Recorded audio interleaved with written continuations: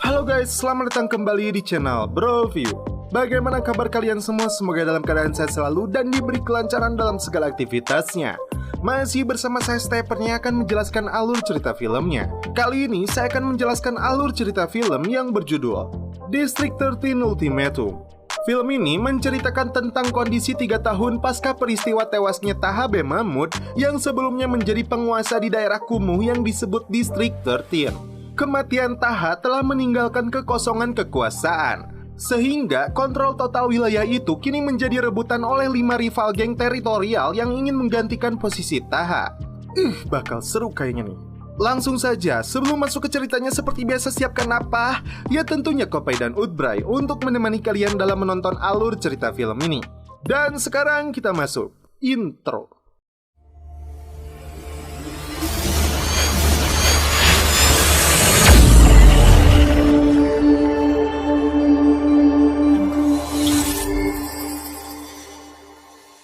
Di awal film, kita menyaksikan kehidupan keras di wilayah Distrik 13.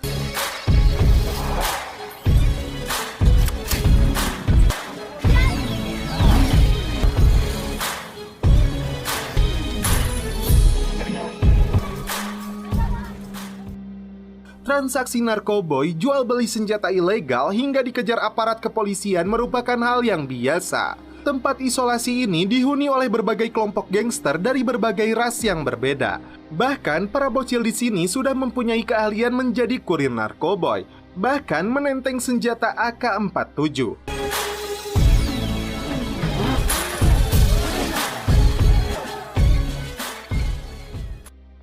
Aktor utama dalam film ini dia adalah Leto yang diperankan oleh David Bell. Dia sedang meledakkan dinding penghalang wilayah ini hingga polisi menciduk dan langsung mengejarnya. Kecepatannya dalam berlari dan melompat membuat puluhan polisi kewalahan untuk menangkapnya. Bahkan para bocil yang melihat langsung memberikan bantuan dengan meledok polisi-polisi itu.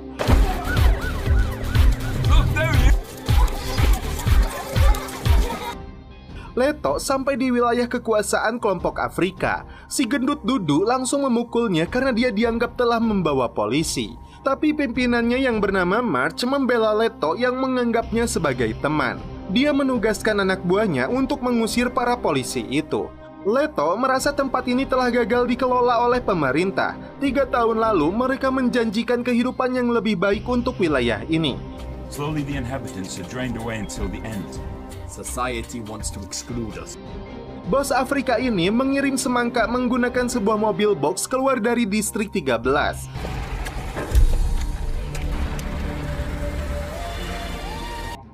Menuju sebuah tempat yang dikuasai kelompok Cina.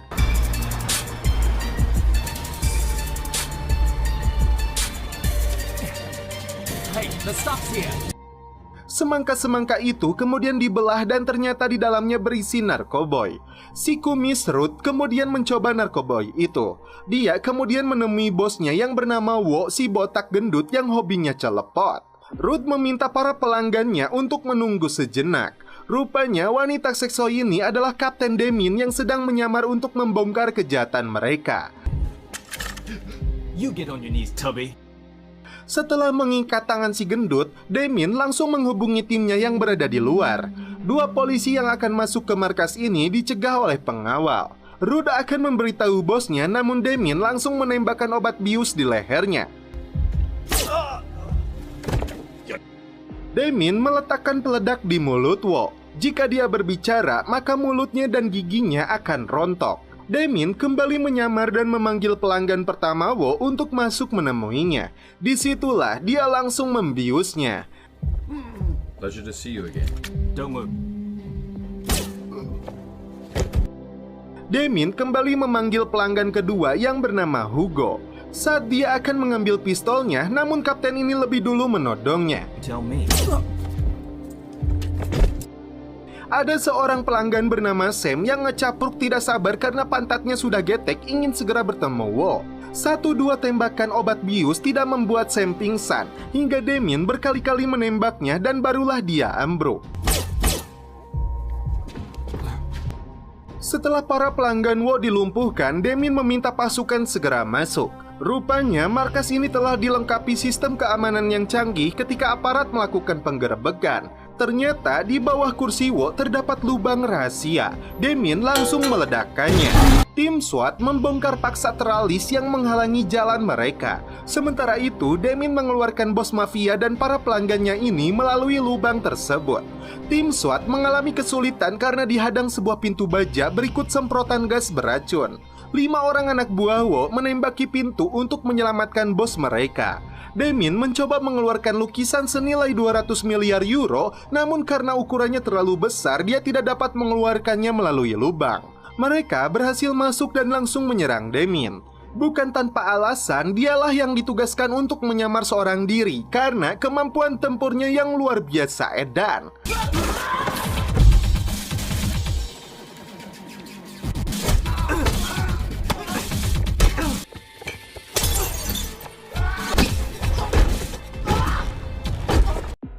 Pasukan SWAT masih sibuk membuka pintu bajanya.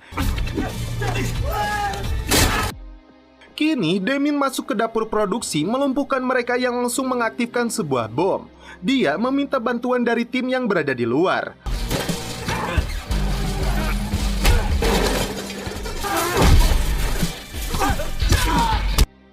Batok baja dikirimkan untuk melindunginya dari ledakan bom tersebut.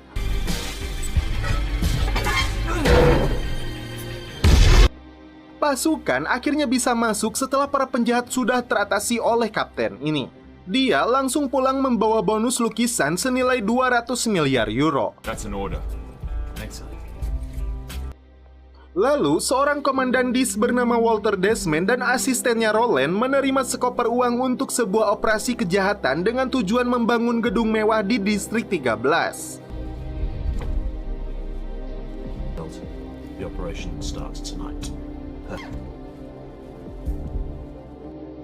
Damien yang baru pulang ke rumah telah dinanti oleh Sonia dan mereka pun celepok. Di sebuah lokasi, 2 orang cewek yang tidak mempunyai SIM di dalam mobilnya dimintai keterangan oleh polisi. Driver's license. All right, come on, step out of the car. Let's go. Beberapa meter dari lokasi itu, 3 pemuda di dalam mobilnya melihat kejadian tersebut. Tak lama kemudian, muncul agen DIS bernama Roland meminta polisi melepaskan mereka. Tadi diduga, dia membantai polisi-polisi ini, kemudian memasukkan mereka berikut mobilnya ke dalam sebuah mobil box. Just keep filming. Something stinks here. See, I told you something stinks here.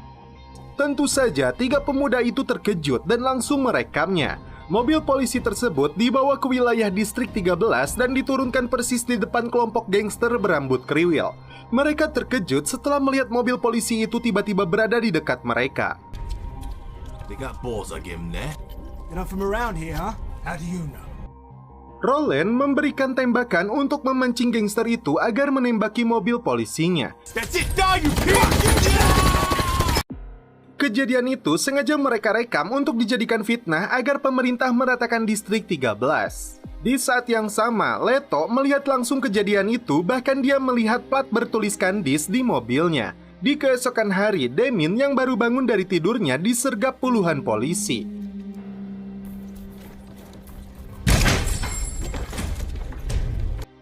Mereka menemukan narkoboy di dapurnya. Presiden terkejut saat melihat tayangan patroli polisi yang dihabisi oleh gangster yang berada di distrik 13.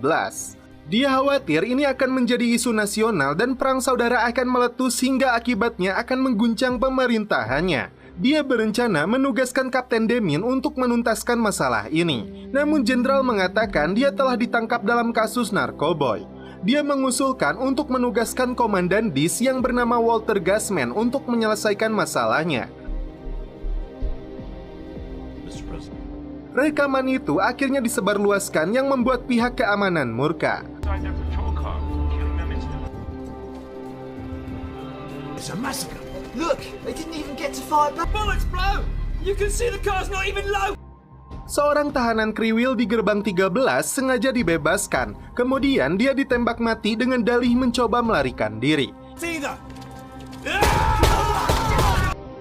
Saat memutar kembali rekaman, Walter terkejut karena ada beberapa remaja yang merekam aksi kejahatan mereka. And then the cops arrived. The pricks filming. Pemuda itu memberikan rekamannya kepada Leto sebelum dia ditangkap pasukan DIS yang diperintahkan Walter.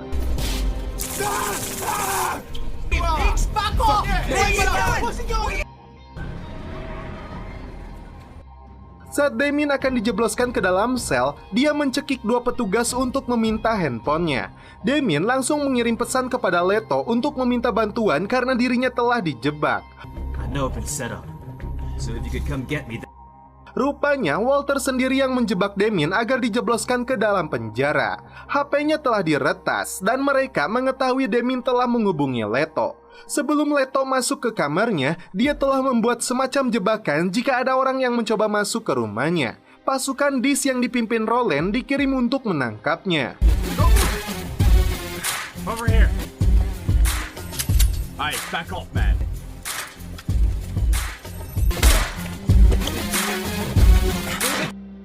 Leto terkejut saat melihat rekaman pembunuhan polisi itu ternyata dilakukan oleh DIS. Just keep filming. What the heck? Yeah, but we're not on the news yet. Come on. Di sisi lain, dia juga menerima pesan permintaan tolong dari sahabatnya Damien yang sedang ditahan di kantor pusat kepolisian. Very funny. That's such an old joke. Saat mereka mendobrak masuk, Leto langsung melompat untuk melarikan diri.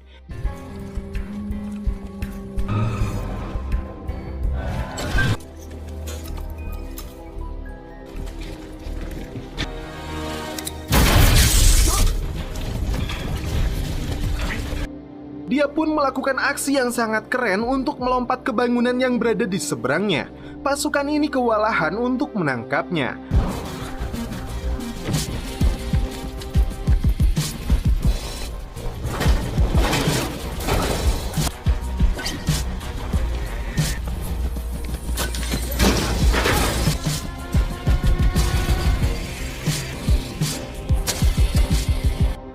Mobil saja tidak bisa menyusul kecepatan berlarinya.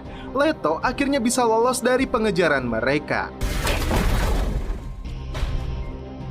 March geram dengan penembakan polisi kepada anak buahnya. Dia datang membawa sebuah roket RPG untuk menghancurkan pos mereka.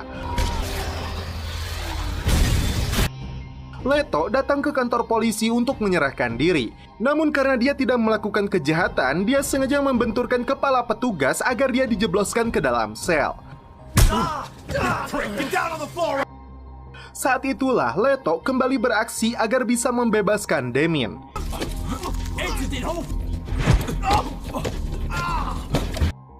Kini langkah pertama mereka adalah keluar dari kantor pusat kepolisian ini. Open door 16. And now comes the hard part. Mereka turun melalui lorong lift. Di kantornya, presiden dibuat bingung dengan masalah ini. Dan Walter mengintimidasinya untuk melakukan evakuasi dan menangkap seluruh gangster yang berada di distrik 13. Kemudian meratakan tempat itu untuk dijadikan kawasan elit. Pembantaian yang terjadi kepada kelompok penjahat itu adalah sebuah resiko yang besar, tapi tidak ada pilihan lain untuk mencegah masalah ini semakin luas. Anehnya, seluruh stafnya mendukung langkah berbahaya ini. You can all leave. Leto menceritakan kepada Damien isi rekaman tersebut. Classic. Cops setting up another cop. Film number 2. I see you're as sharp as I got your message, and then guys in black swarmed in the kid who filmed it all. Who says they're cops? Oh, these. All the same plates. This. Damien menjelaskan DIS adalah Internal Division Secret Security atau divisi internal keamanan rahasia yang dipimpin Walter Desmond. Mereka mendapat perintah langsung dari presiden. Selain memori rekaman itu, mereka membutuhkan bukti fisik lainnya. Damien mengajak Leto untuk menyelinap ke ruangan Walter. Mereka beraksi kembali melawan puluhan petugas keamanan. That's him, there he is! You think too...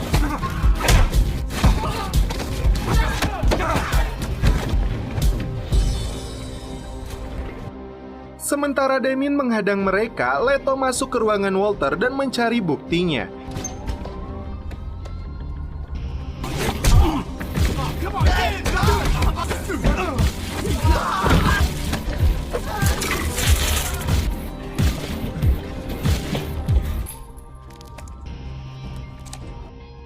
dia mendapatkan harddisk yang terhubung ke komputer Walter.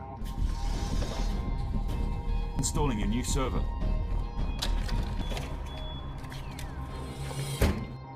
Di saat yang sama, Roland dan anak buahnya menyergap Damien. Damien!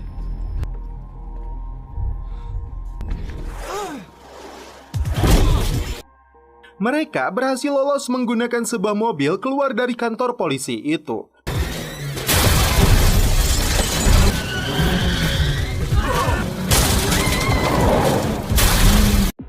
Evakuasi besar-besaran mulai dilakukan di distrik 13.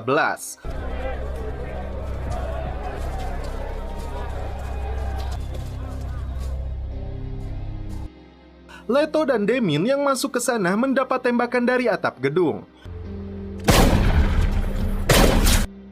Mereka akan menemui Tao, seorang wanita seksoi dengan tatonya yang disegani oleh kelompok gangster lainnya.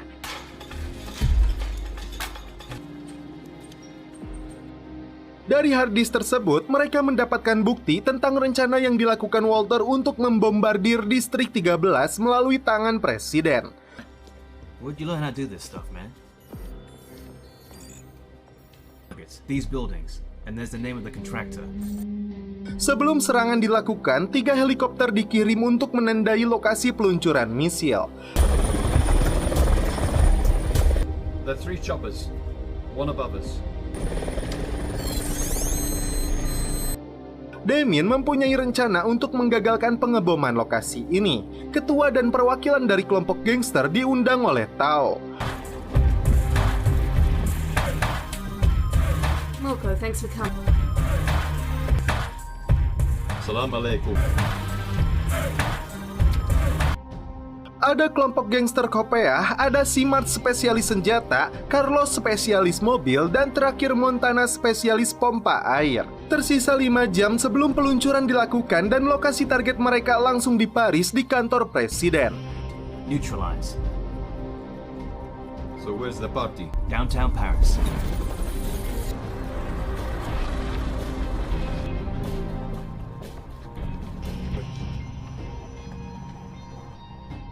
Di sebuah ruang rahasia, Jenderal menyampaikan kepada Presiden bahwa 1 juta orang telah dievakuasi dari distrik 13.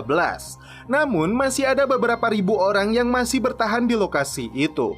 Dia meminta evakuasi segera diselesaikan sebelum pengeboman dilakukan. Sebuah koper peluncuran dibawa ke hadapan Presiden. Di saat yang sama, kelompok gangster menyelinap masuk untuk membongkar kejahatan Walter di depan Presiden. Ketika Presiden akan menekan tombolnya, namun dia batal melakukannya. Dia ingin memastikan tidak ada konflik sipil yang terjadi ketika misil diluncurkan. Walter kembali mengintimidasinya. Para penjahat itu layak untuk dilenyapkan. Di saat yang sama, Damien dan timnya berhasil masuk dan melumpuhkan pasukan pengaman Presiden.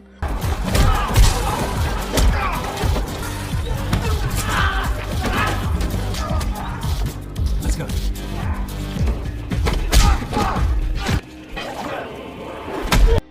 Tao kembali beraksi menunjukkan kemampuan tempurnya menggunakan senjata rambut kepangnya.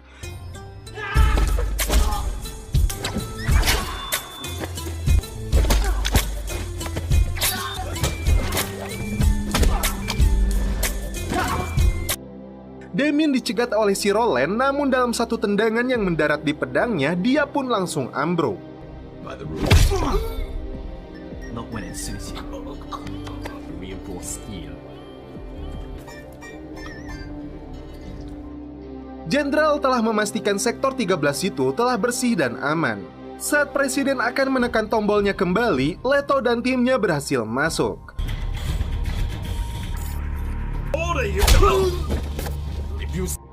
Dia menunjukkan bukti rekaman kejahatan yang dilakukan oleh Dis atas perintah Walter.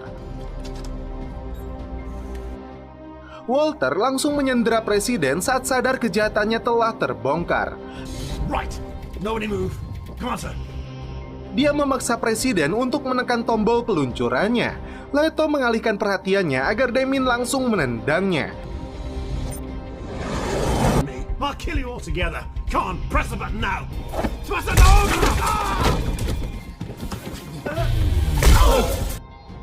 Kini dia menjadi bulan-bulanan para ketua gangster dan dijadikan roti gulung. Di akhir film, Presiden mengucapkan terima kasih kepada mereka semua. I'm going to help your district. Thank you. Leto mempunyai usul lain untuk mengembalikan wilayah itu menjadi lokasi yang aman, tentram, dan loh jinawi. Misil tetap diluncurkan, namun Presiden harus menepati janjinya membangun kembali kota itu dengan baik dan sejahtera bagi warganya. You have my word as the head of the government. Well, guys?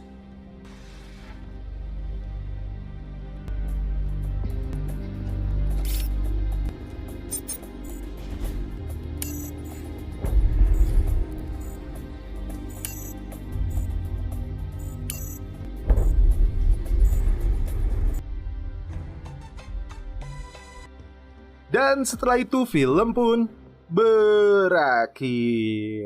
Oke guys, bagaimana menurut kalian alur cerita film dari District 13 Ultimatum ini?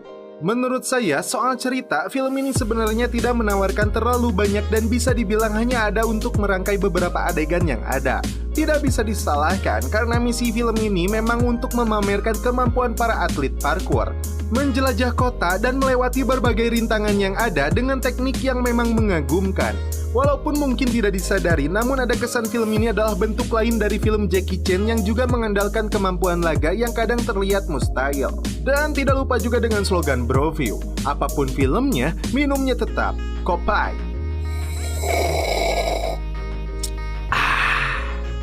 Mantap. Oke guys, cukup sekian alur cerita film ini. Salam penutup seperti biasa dari kami. Mohon maaf bila ada kata-kata yang kurang berkenan di hati kalian.